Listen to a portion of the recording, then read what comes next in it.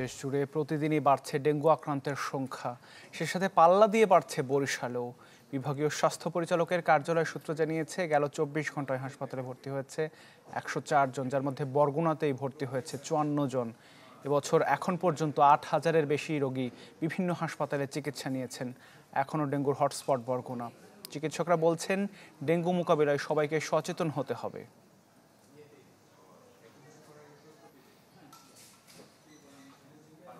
Furniture just smarter. JMG Furniture.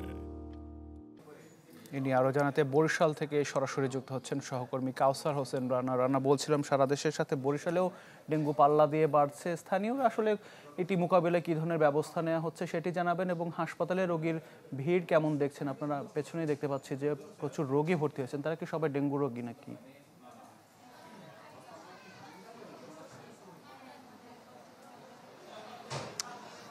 Atik, আমি এই মুহূর্তে রয়েছি বরিশালের অন্যতম বড় যে হাসপাতাল, বরিশাল শের-ই বাংলা মেডিকেল কলেজ হাসপাতাল।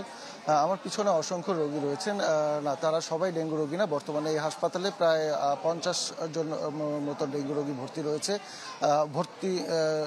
এবং বিভাগে প্রায় ৩০০-র বেশি, ৩০৫ জনের মতো ডেঙ্গু রোগী ভর্তি রয়েছে এবং এর বেশিরভাগই হচ্ছে বরগুনাতে। বরগুনায় এই ভর্তি রোগীর সংখ্যা প্রায় ১৫০।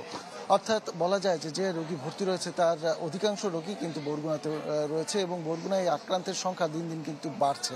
গত কয়েকদিনের তথ্য যদি আমরা জানি, সেখানেও কিন্তু বরিশাল বিভাগে আজকে যেমন ৩০৫ জন ভর্তি রয়েছে, গতকালকে ছিল ২৫০-র কাছাকাছি এবং এর আগে ৩০০-র কাছাকাছি ছিল। কিন্তু দিনকে দিন যে বৃদ্ধিটা সেটি কিন্তু বরগুনা থেকেই হয় এবং বরিশাল শেরেবাংলা মেডিকেল কলেজ হাসপাতালে যে ডেঙ্গু আক্রান্ত রোগী আজকেও ভর্তি রয়েছে, তাদেরও কিন্তু অধিকাংশই বরগুনার রোগী। অর্থাৎ বলা যায় যে রোগী আসছে সেই রোগীর অধিকাংশই বরগুনা থেকে আসছে।